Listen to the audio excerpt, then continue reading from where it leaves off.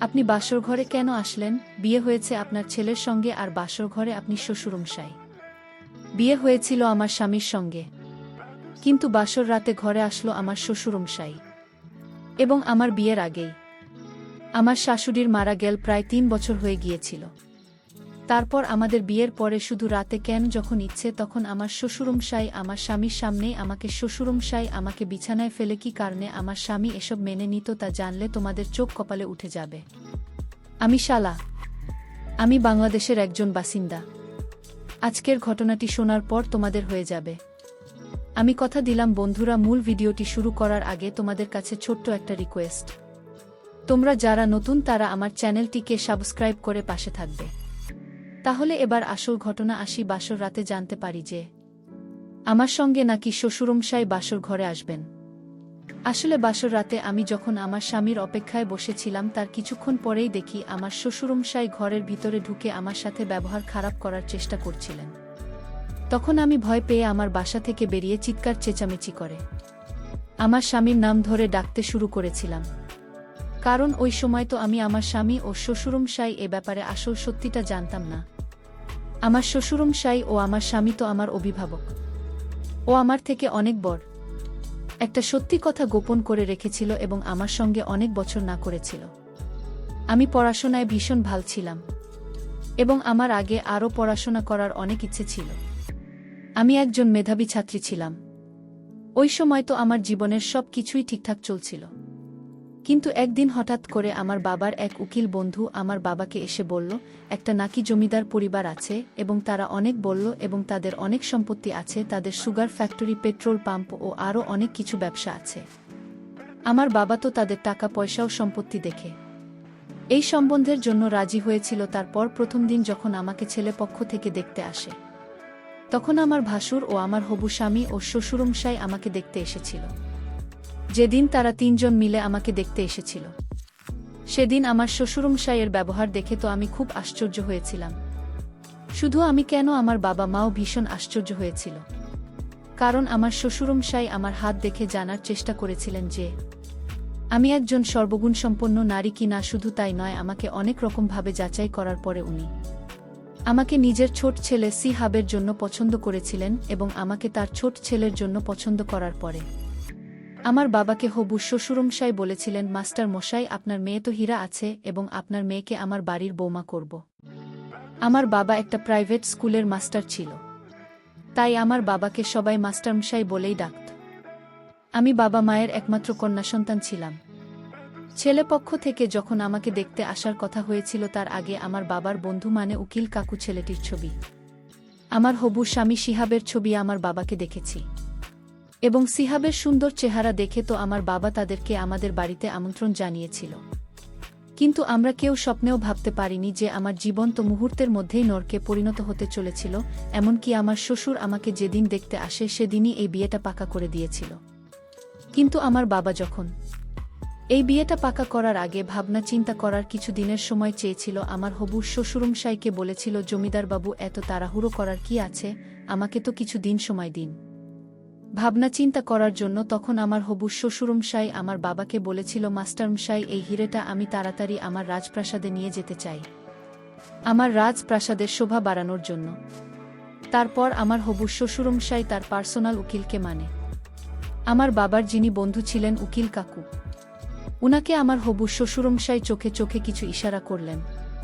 তারপর উকিল কাকু আমার বাবার হাত ধরে বললেন, মাস্টারমশাই, আমি তোমাকে গ্যারান্টি সহকারে বলছি, এর থেকে ভালো পাত্র, এত ভালো পরিবার তুমি লণ্ঠন নিয়ে খুঁজে বেড়ালেও আর পাবে না এবং তোমার মেয়ে ওখানে রাজ করবে, রানী হয়ে থাকবে ওই প্রাসাদের। এর থেকে বেশি তোমরা আর কি চাও? তাই সম্বন্ধটা পাকা করে দাও, বেশি ভাবনা চিন্তা করার কোনো দরকার নেই।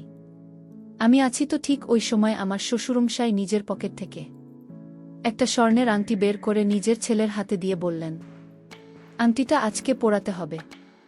তারপর আমার বাবা মাও খুশি হয়ে আমাকে ঘরের ভিতরে নিয়ে গিয়েছিল একটুখানি তৈরি করার জন্য। আমি তখন ঘরের ভিতরে বাবা মাকে বলেছিলাম, বাবা, আমার কিন্তু কিছুই ঠিক লাগছে না, কারণ তারা আমাকে দেখতে এসে এত তাড়াহুড়ো করে বিয়ে পাকা করছে, আমাদের তো কিছু দিনের সময় দেওয়া উচিত ছিল। বাবা তখন আমার মাথায় হাত দিয়ে বলেছিল, শালা, আমার বিশ্বাস যে এর থেকে ভালো পরিবার তুই আর পাবি না মা। কারণ আমি তো শ্বশুরমশাইয়ের সঙ্গে তোর পড়াশোনার ব্যাপারে আলোচনা করেছি, এবং এটা বলছি যে তুই আগে আরও অনেক পড়াশোনা করতে চাস। তখন তো শ্বশুরমশাই বলেছে তুই যত পড়তে চাস ওরা নাকি পড়াবে, পড়াশোনার ব্যাপারে তাদের নাকি কোনো আপত্তি নেই। এবার তুই খুশি আছিস, কারণ তুই যেটা চাইছিস সেটা তো পেয়ে যাচ্ছিস।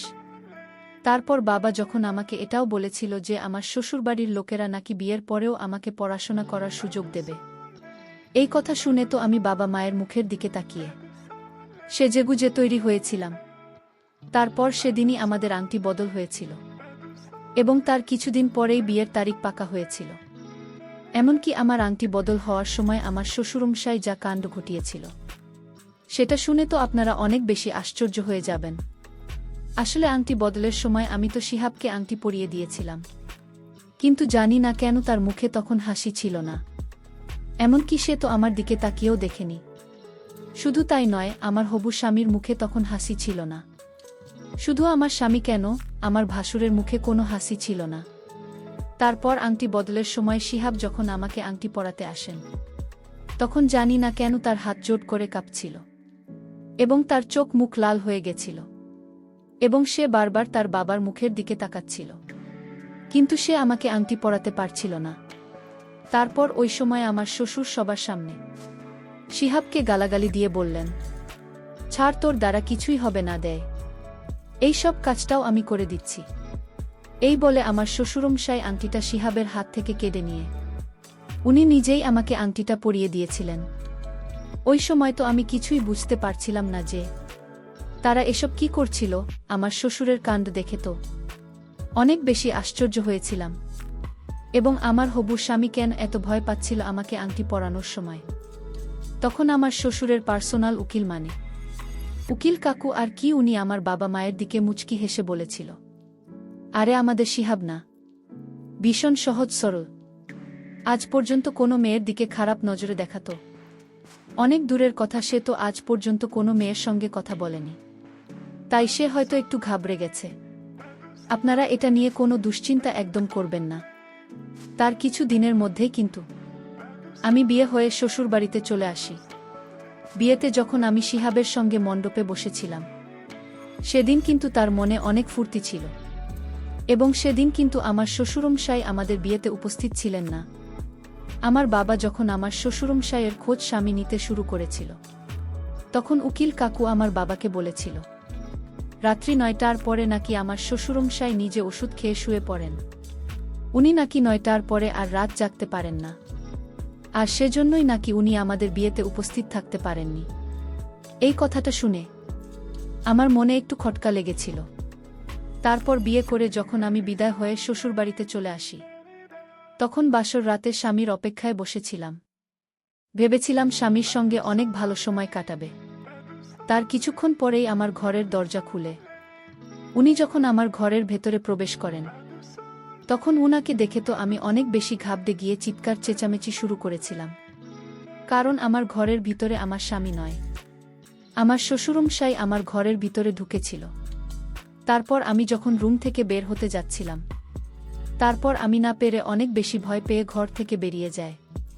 তারপর আমার স্বামীর নাম ধরে আমি ডাকাডাকি শুরু করেছিলাম।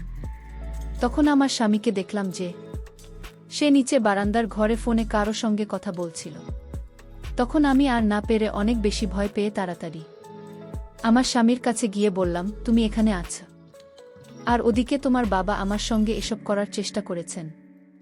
এসব কি হচ্ছে? আমার স্বামী তো সব কিছু শোনার পরেও মাথা নিচু করে চুপচাপ দাঁড়িয়েছিল। তারপর উপর থেকে আমার শ্বশুরমশাই নিচে নেমে এসে বললেন, আমার ছেলেকে জিজ্ঞেস করার কোনো দরকার নেই, আমি নিজেই তোমাকে সব কিছু বলে দিচ্ছি। তারপর আমার শ্বশুরমশাই আমাকে যা বলেছিলেন সেটা শুনে তো আমার দম বন্ধ হয়ে আসছিল।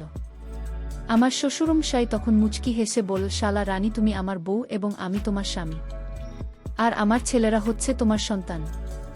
আমার শ্বশুরমশাইয়ের মুখ থেকে সব আজেবাজে কথা শুনে তো আমি অনেক বেশি রেগে গিয়েছিলাম। আপনি এসব কি কথা বলছেন? আপনার মাথা ঠিক আছে তো? আমার শিহাবের সঙ্গে বিয়ে হয়েছে। আমি তখন শিহাবকে বললাম, শিহাব, তুমি চুপচাপ এখনো দাঁড়িয়ে আছো কেন? তুমি তোমার বাবাকে আমাদের দুজনের বিয়ের কথাটা বলো। আমার শ্বশুর তখন আবার আমাকে বললেন, এই যে আমার মহারানী, এই বাড়িতে শুধুমাত্র আমার হুকুম ও আমার আদেশ চলে। আর তোমার সঙ্গে আমার ছেলে নয়, আমার বিয়ে হয়েছে। মণ্ডপে আমি তোমার পাশে বসেছিলাম, এবং ওই পাগড়ি পিছনেও আমি ছিলাম।